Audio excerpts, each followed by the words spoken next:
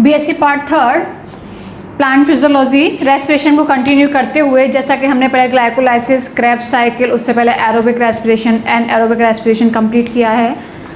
अब हम electron transport system या जिसे हम कहते हैं ऑक्सीडेटिव फॉस्फोराइलेशन, अभी तक हमने प्रकाश संश्लेषण या फोटोसिंथेसिस के अंदर फोटो फॉस्फोराइलेशन के बारे में पढ़ा था, जो कि साइक्लिक एंड नॉन साइक्लिक दो तरह का होता है।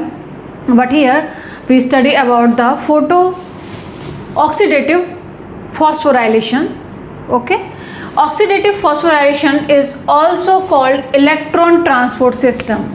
जो इलेक्ट्रॉन ट्रांसपोर्ट सिस्टम है या ऑक्सीडेटिव फॉस्फोराइलेशन है, ये एक ही बात है। इस पूरे प्रोसेस में एनर्जी का प्रोडक्शन होता है एटीपी के फॉर्म में। जैसा कि आपने देखा कि कुछ एनर्जी ग्लाइकोलाइसिस के फॉर्म में मिलती है, कुछ क्रेब्स साइकिल के फॉर्म में मिलती है, और रिमेनिंग जो एनर्जी है वो हमें इलेक्ट्रॉन ट्रांसपोर्ट सिस्टम के फॉर्म में मिलती है। तो इसे आप देखेंगे।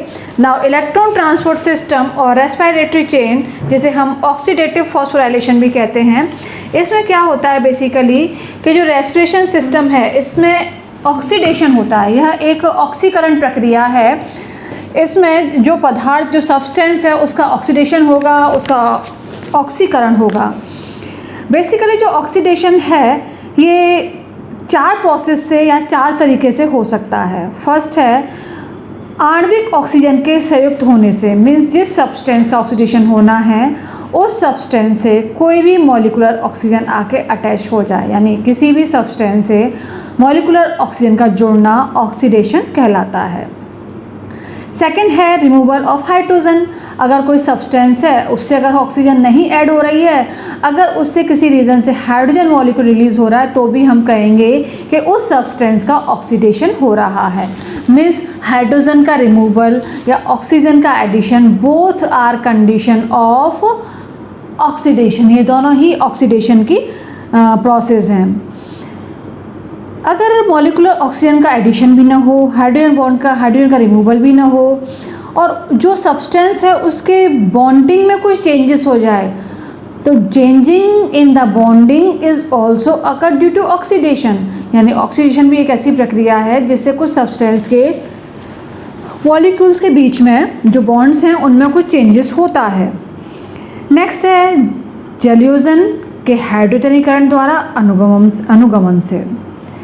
जलयोजन के हाइड्रोजनीकरण द्वारा अनुगमन से मीन्स कोई सब्सटेंस है उसमें आके कोई हाइड्रोजन कोई वाटर मॉलिक्यूल के साथ वो कंबाइन हो गया उसका, और जो वाटर मॉलिक्यूल में जो हाइड्रोजन प्रेजेंट है वो उस सब्सटेंस के साथ हट गए, उस सब्सटेंस से उसको ऑक्सीडाइज कर लिया, तो मतलब इसमें क्या हो रहा है, जलयोजन हो रहा है। एडिशन ऑफ वाटर मॉलिक्यूल होगा जो कि इसको आगे ऑक्सीडेशन प्रोसेस में लेके जाएगा। तो बेसिकली किसी भी सब्सटेंस का 4 तरीके से ऑक्सीडेशन हो सकता है। फर्स्ट मैंने आपको बताया addition of molecular oxygen, second मैंने बताया removal of hydrogen atom, third मैंने बताया changes in bonding, next fourth मैंने बताया कि hydration which carry the substance towards the oxidation, means जलयोजन के हाइड्रोजनीकरण द्वारा अनुगमन से। रेस्पिरेशन में क्या होता है कि रेस्पिरेशन में ऑक्सीडेशन बेसिकली हाइड्रोजन के रिमूवल से होता है। ऐसा माना जा रहा है कि जो रेस्पिरेशन में जितनी प्रोसेस हो रही हैं, श्वसन के अंदर जितनी भी क्रियाएं हो रही हैं, उसमें जिस भी सब्सटेंस का ऑक्सीडेशन हो रहा है उस सब्सटेंस से हाइड्रोजन का रिमूवल हो रहा है। और जब हम कह रहे हैं कि हाइड्रोजन का रिमूवल होने से यहाँ ऑक्सीडेशन हो रहा है, तो इससे प्रूफ होता है कि जो हाइड्रोजन रिमूव हो रही हैं कहीं ना कहीं उन्हें रिसीव करने वाला कोई रिसेप्टर या एक्सेप्टर है जो कि इन रिमूवल हाइड्रोजन एटम्स को रिसीव कर लेता है। और जो एक्सेप्टर है जो कि रिमूवल हाइड्रोजन को रिसीव करता है, वो बाद में कोएंजाइम्स का या हिंदी में हम कहते हैं सब प्रकिरणों का फॉर्मेशन करता है। बेसिकली जो कोएंजाइम रेस्पिरेशन में बनते हैं by the process of oxidation and removal of hydrogen atom carries by the different hydrogen acceptor, और जब हाइड्रोजन एटम डिफरेंट एक्सेप्टर्स के द्वारा रिसीव किए जाते हैं तो इसमें कुछ कोएंजाइम फॉर्म होते हैं। इन कोएंजाइम का नाम है NAD+, NADP+, FAD+, एंड इसके अलावा जो क्रेब्स साइकिल में बनने वाले कोएंजाइम हैं, जो रिड्यूसिंग एजेंट्स हैं, NADPH2, FADH2, these all are included in this thing. अब जब NAD+ है, FAD+ है और हमने क्रेब्स साइकिल में पढ़ा कि FADH2 है, NADPH2 लगातार बनना है, कंटिन्यू बनते जा रहे हैं, लगातार इनकी जो प्रोडक्शन है होता जा रहा है, तो एक बात सामने आती है कि जब इन कंटिन्यू हमें मिल रहे हैं, इनकी निरंतर हमें उपलब्ध हो रहे हैं, तो इनके जो रिड्यूस्ड फॉर्म के लिए कुछ सब्सटेंस होने चाहिए जो कंटिन्यू इन्हें ऑक्सीडाइज़ करें, ऑक्सीडाइज़ करने के बाद इसे एनर्जी का प्रोडक्शन करें। तो जो भी ये सब्सटेंस बनते हैं NAD+, NADP+, FAD+, ये वापस से इनका ये रिड्यूस फॉर्म में जो हैं ये ऑक्सीडाइज फॉर्म में हैं, तो कंटिन्यू एक सिस्टम के थ्रू पास आउट होते हैं। उस सिस्टम में बहुत सारे रिसेप्टर्स होते हैं, बहुत सारे ग्राही होते हैं। जो सिस्टम मैंने आपके सामने बोर्ड पे बना रखा है, इस सिस्टम को नाम दिया गया है इलेक्ट्रॉन ट्रांसपोर्ट सिस्टम या ऑक्सीडेटिव फॉस्फोराइलेशन। तो ऑक्सीडेटिव फॉस्फोराइलेशन या इलेक्ट्रॉन ट्रांसपोर्ट सिस्टम वही सिस्टम है जिसमें FADH2 है या NAD+ है, ये अपने ऑक्सीडेशन फॉर्म रिड्यूस्ड फॉर्म में कन्वर्ट होते रहते हैं और जिससे हाइड्रोजन इलेक्ट्रॉन्स का removal one part two another part होता रहता है। इसमें कई साइटोक्रोम सिस्टम हेल्प करते हैं और जिससे एनर्जी का प्रोडक्शन होता है। ग्लाइकोलाइसिस एंड क्रेब्स साइकिल दोनों में ATP फॉर्मेशन हुआ, जैसा कि आपने देखा कि ग्लाइकोलाइसिस में भी ATP बने एंड क्रेब्स साइकिल में भी ATP बने। But in case of aerobic respiration जो एनर्जी का मैक्सिमम प्रोडक्शन है वो NADH एंड FADH2 के रिडक्शन से होता है। मीन्स वहाँ भी ग्लाइकोलाइसिस से क्रेब्स साइकिल से एनर्जी तो बन रही है during the aerobic respiration, but most of जो एनर्जी का प्रोडक्शन है वो इसके रिडक्शन से होगा। किसके रिडक्शन से? NADH और FADH2 जो इसमें एजेंट बनेंगे, कोएंजाइम्स बनेंगे, को सब्सटेंस बनेंगे, इनके रिडक्शन से इसमें एनर्जी का फॉर्मेशन होता है। ये जो बेसिकली जो है कई हाइड्रोजन एक्सेप्टर्स से रिलीज़ होते हुए जब मूव करते हैं तो ATP के फॉर्म में एनर्जी रिलीज़ होती है और ATP का जो फॉर्मेशन होता है या ATP का जो प्रोडक्शन होता है वो ADP मीन्स एडिनोसिन डाइफॉस्फेट और इनऑर्गेनिक फॉस्फेट जिसे हम PI से रिप्रेजेंट करते हैं।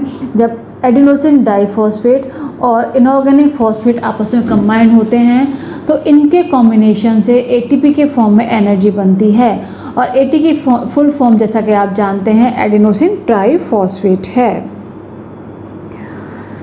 ये जो स्टेप है जिसे मैंने बोर्ड पर बता रखा है आपके सामने, इलेक्ट्रॉन ट्रांसपोर्ट सिस्टम, ये एरोबिक रेस्पिरेशन का लास्ट प्रोसेस है एनर्जी प्रोडक्शन का। और इसका जो कंप्लीशन है ये कहाँ होता है? ये माइटोकॉन्ड्रिया की जो इनर मेम्ब्रेन है उसमें इस इलेक्ट्रॉन ट्रांसपोर्ट सिस्टम को कैरी करने वाले एंजाइम से मॉलिक्यूल पाए जाते हैं और माइटोकॉन्ड्रिया की इनर मेम्ब्रेन में ही ये सिस्टम जो है पूरा कंप्लीट होता है। ओके, नाउ NADH और FADH2 का ऑक्सीडेशन जो है ऑक्सीजन के द्वारा होता है और इसमें H2O रिलीज़ होता है। मीन्स जब NADH और FADH2 ऑक्सीजन के थ्रू ऑक्सीडाइज होंगे तो इस प्रोसेस में H2O का रिमूवल होगा या वाटर मॉलिक्यूल फॉर्मेशन होगा। But NADH and FADH2 oxygen से सीधे कंबाइन नहीं हो सकते। जैसा कि मैंने आपको कहा कि NADH और FADH2 ऑक्सीजन से कंबाइन होते हैं, इनका ऑक्सीडेशन होता है, इस ऑक्सीडेशन की वजह से वाटर मॉलिक्यूल का फॉर्मेशन हो रहा है। बट ऐसा नहीं है कि NADH और FADH2 है डायरेक्टली ऑक्सीजन से कंबाइन हो जाए वाटर मॉलिक्यूल बना लें। होता क्या है कि NADH और FADH2 ऑक्सीजन से सीधे संयोजित नहीं हो सकते, इनमें इलेक्ट्रॉन का ट्रांसपोर्ट होता है, यानी इलेक्ट्रॉन जो है डिफरेंट इलेक्ट्रॉन कैरियर्स के थ्रू मूव करता है और मूव करता हुआ कहाँ तक पहुँचा है? वो ऑक्सीजन मॉलिक्यूल तक पहुँचता है। ये जो इलेक्ट्रॉन के मूव करने का जो पाथ है, इलेक्ट्रॉन के मूव करने की जो चैन है, उसे ही ETS या इलेक्ट्रॉन ट्रांसपोर्ट सिस्टम कहते हैं, जिसमें अंत में जो इलेक्ट्रॉन मूव करता हुआ ऑक्सीजन मॉलिक्यूल्स के पास पहुंचता है और वाटर मॉलिक्यूल प्रोड्यूस करता है। और ये सारा का सारा प्रोसेस माइटोकॉन्ड्रिया की इनर मेम्ब्रेन में होता है। बेसिकली इसमें जो फ्लेवोप्रोटीन, कोएंजाइम यूबिक्विनोन, जिसे हम कोएंजाइम क्यू भी कहते हैं, cytochrome a, cytochrome b, cytochrome c part लेते हैं। फ्लेवोप्रोटीन, कोएंजाइम यूबिक्विनोन, जिसे हम COQ से रिप्रेजेंट करते हैं, cytochrome a, cytochrome b, cytochrome c इसमें पार्ट लेते हैं। एक्चुअली होता क्या है कि ETS में फर्स्ट जो है H2O एक्सेप्टर जो है फ्लेवोप्रोटीन है, FMN फ्लेवोप्रोटीन है, जो कि इसके अंदर सबसे पहले इलेक्ट्रॉन को रिसीव करता है। जैसा कि आप देख रहे हैं कि इलेक्ट्रॉन ट्रांसपोर्ट सिस्टम में सबसे पहले जो इलेक्ट्रॉन रिमूवल, जैसे मैंने बताया कि जो फ्लेवोप्रोटीन है सबसे पहले इसको इलेक्ट्रॉन को रिसीव करता है। बेसिकली इसमें क्या है कि जब सक्सेनिक एसिड है फ्यूमेरिक एसिड में कन्वर्ट होता है, तो उस समय जो इसमें हाइड्रोजन एटम या रिलीज़ होता है उसे FADH रिसीव करके FADH2 में कन्वर्ट हो जाएगा, और यहाँ जो एंजाइम काम करेगा जो नॉन हीम आयरन फ्लेवोप्रोटीन की प्रेजेंस में ये काम होगा। देन ये इलेक्ट्रॉन मूव करता हुआ Fe+3+ जो है 3+ कंडीशन है, यानी इसमें इसको इलेक्ट्रॉन को रिसीव करेगा। और आप जानते हैं कि जब Fe3+ एक इलेक्ट्रॉन को रिसीव करेगा तो उसका 1+ जो है बैलेंस हो जाएगा एक इलेक्ट्रॉन के साथ। देन जो Fe3+ किस में कन्वर्ट हो जाएगा, Fe2+ में कन्वर्ट हो गया। मीन्स ये कि ओके और ये किसकी साइटोक्रोम बी में हो रहा है। और जब ये साइटोक्रोम बी के साथ साथ ये Fe2+ कंडीशन में आता है, उसी समय क्या होता है कि जो NADH है ये NAD+ में कन्वर्ट हो जाएगा by the removal of hydrogen atom.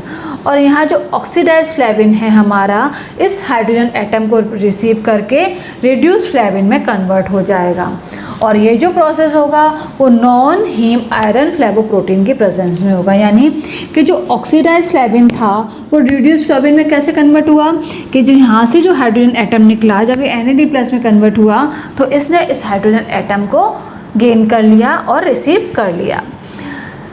Then जैसा कि मैंने आपको यहाँ बताया कि एक इलेक्ट्रॉन रिसीव किया, Fe+3+ कंडीशन है वो Fe2+ कंडीशन में कन्वर्ट हो गई और ये साइटोक्रोम बी की प्रेजेंस में हुआ। वापस से साइटोक्रोम बी से साइटोक्रोम सी में जब इलेक्ट्रॉन का ट्रांसफ़र होगा तो ये Fe2+ कंडीशन से Fe3+ कंडीशन में यहाँ हो जाएगा। लेकिन साइटोक्रोम सी में क्या होगा कि जो Fe3+ आया था वो इलेक्ट्रॉन के आने से Fe2+ में कन्वर्ट हो गया। लेकिन जब नेक्स्ट जैसे कि हाँ देखा आपने, यहाँ मैंने बताया कि जो एनर्जी है इस प्रोसेस में जब कन्वर्जन हुआ तो इन दोनों प्रोसेस के बीच में एडिनोसिन डाइफॉस्फेट का फॉर्मेशन हुआ।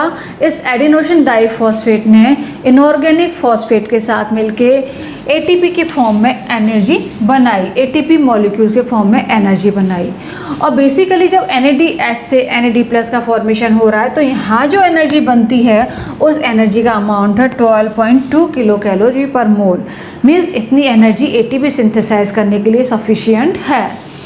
तो यहाँ मैंने आपको बताया कि साइटोक्रोम सी से जब इलेक्ट्रॉन साइटोक्रोम C2 में जाएगा तो यहाँ भी जो Fe3+ था वो इस इलेक्ट्रॉन को रिसीव करेगा और Fe2+ में कन्वर्ट हो जाएगा।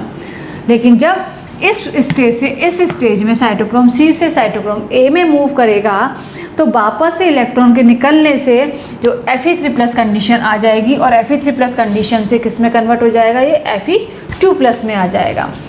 देन साइटोक्रोम A3 में भी ये सिचुएशन रहेगी कि जो Fe3+ है वो Fe2+ है वो Fe3+ में कन्वर्ट हो जाएगा और Fe2+ इसके अंदर वापस से चेंज हो जाएगा। तो मैं ये कहना चाहूँगी कि इसमें जो कन्वर्जन हो रहा है कई बुक्स में आप देखेंगे तो यहाँ Fe3+ को यहाँ बताया है और Fe2+ को यहाँ, जहाँ पे Fe3+ को यहाँ Fe2+ को, उससे वेरिएशन नहीं है। आपको सिर्फ इतना याद रखना है कि अगर Fe3+ एक इलेक्ट्रॉन को रिसीव करता है तो Fe2+ में कन्वर्ट हो जाएगा, अगर वो इलेक्ट्रॉन को रिमूव करता है तो Fe2+ में कन्वर्ट हो जाएगा। ओके नाउ जैसा कि आपने देखा इस इलेक्ट्रॉन ट्रांसपोर्ट सिस्टम में, जैसा कि आपने देखा इस इलेक्ट्रॉन ट्रांसपोर्ट सिस्टम में बेसिकली 3 स्टेप्स में एनर्जी रिलीज़ हो रही है फर्स्ट स्टेप में जो एनर्जी का रिमूवल हुआ है वो जब NADH से NAD+ बना है, इस स्टेज में एनर्जी का रिमूवल हुआ है और ATP मॉलिक्यूल की फॉर्म में एनर्जी बनी है। सेकंड में क्या है कि जब साइटोक्रोम B से साइटोक्रोम C में मूव करता है इलेक्ट्रॉन, तो यहाँ भी ADP यानी एडिनोसिन डाइफॉस्फेट का फॉर्मेशन होता है, जो कि इनऑर्गेनिक फॉस्फेट के साथ मिलके ATP का फॉर्मेशन करता है। और ये जो ATP का फॉर्मेशन करता है, ये ATP क्या है, एक एनर्जी करेंसी है।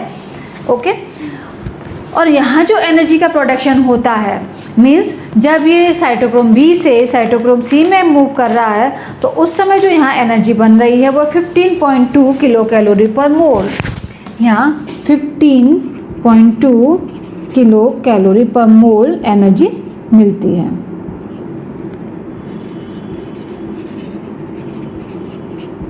तो आपने देखा कि यहाँ 12.2 किलो कैलोरी एनर्जी मिली थी, यहाँ 15.2 किलो कैलोरी एनर्जी मिली एक मोल से।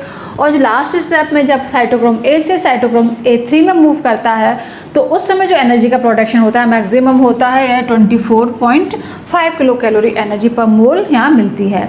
इस तरह से एक चेन या बहुत सारे जो इलेक्ट्रॉन एक्सेप्टर्स के थ्रू इलेक्ट्रॉन मूव करता हुआ लास्ट में इलेक्ट्रॉन ऑक्सीजन मॉलिक्यूल के पास पहुँच जाएगा, और ऑक्सीजन मॉलिक्यूल के पास पहुँचकर ये हाइड्रोजन एटम के साथ कंबाइन होके H2O का फॉर्मेशन करता है। तो ये जो प्रोसेस है ये बेसिकली माइटोकॉन्ड्रिया के इनर मेम्ब्रेन में होता है, और इसे इलेक्ट्रॉन ट्रांसपोर्ट सिस्टम कहते हैं। इलेक्ट्रॉन ट्रांसपोर्ट सिस्टम इसलिए कहते हैं क्योंकि इसमें जितने भी एक्सेप्टर्स हैं, पूरे प्रोसेस में जो किसका ट्रांसफ़र हो रहा है, इलेक्ट्रॉन का ट्रांसफ़र हो रहा है। मीन्स इलेक्ट्रॉन जो है एक साइटोक्रोम से दूसरे साइटोक्रोम मूव कर रहा है, या मैं ये भी कह सकती हूँ कि ऑक्सीडाइज फॉर्म से रिडक्टिव फॉर्म में, रिडक्शन फॉर्म से ऑक्सीडाइज फॉर्म में कन्वर्जन हो रहा है। और इस पूरे प्रोसेस में एनर्जी का रिलीजिंग हो रही है, एनर्जी हमें मिल रही है।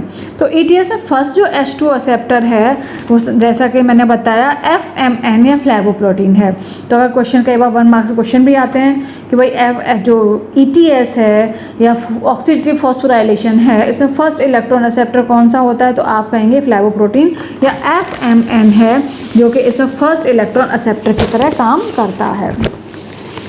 नेक्स्ट अगर मैं बात करूँ तो NADH से जो H2 रिसीव कर FMN रिड्यूस्ड जो FMNH बनाता है, यानी जो NADH है हमारा, इससे हाइड्रोजन रिलीज़ होगी, और इस हाइड्रोजन को कौन रिसीव करेगा, FMN रिलीज़ करेगा।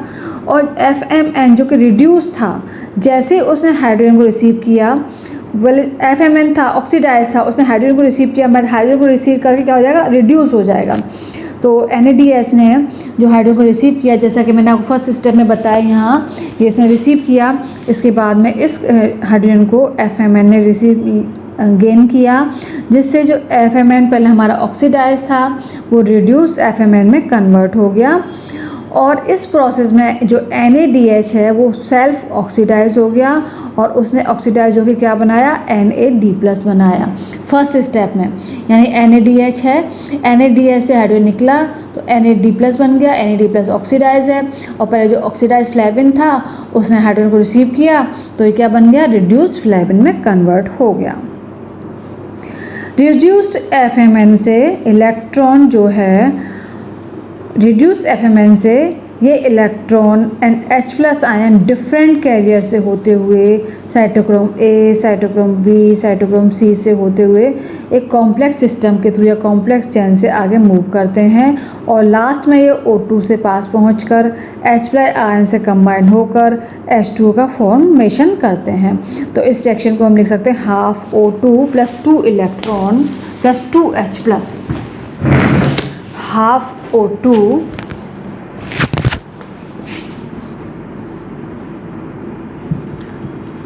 + 2H+ + 2 इलेक्ट्रॉन। ये जो रिएक्शन है क्या प्रोड्यूस हुई, इसमें क्या हाफ O2 लिया है, 2 इलेक्ट्रॉन है, 2H+ है, इस सबसे मिलके क्या बन जाएगा, वाटर मॉलिक्यूल्स का फॉर्मेशन होगा। तो ये जो है, ये कौन सा वाटर मॉलिक्यूल है, जो यहाँ वाटर मॉलिक्यूल बना है वो ये वाटर मॉलिक्यूल को रिप्रेजेंट करता है।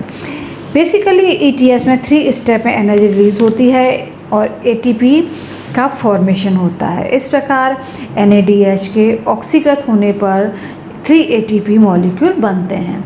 यानी ATS में किसका ऑक्सीडेशन हो रहा है, NADH का ऑक्सीडेशन हो रहा है, NADH का ऑक्सीडेशन हो रहा है।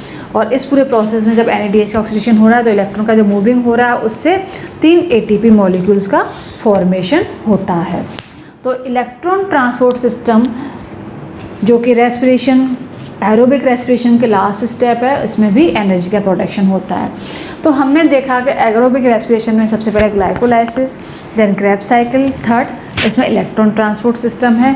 इन सब में एनर्जी के फॉर्म में ATP के फॉर्म में एनर्जी करेंसी का या एनर्जी का प्रोडक्शन हुआ है और यही एनर्जी सेल के मेटाबॉलिक उसकी एक्टिविटीज़ के लिए रिक्वायर्ड होती है। तो aerobic respiration is a process of to making of ATP or energy currency. Now we continue it in next class.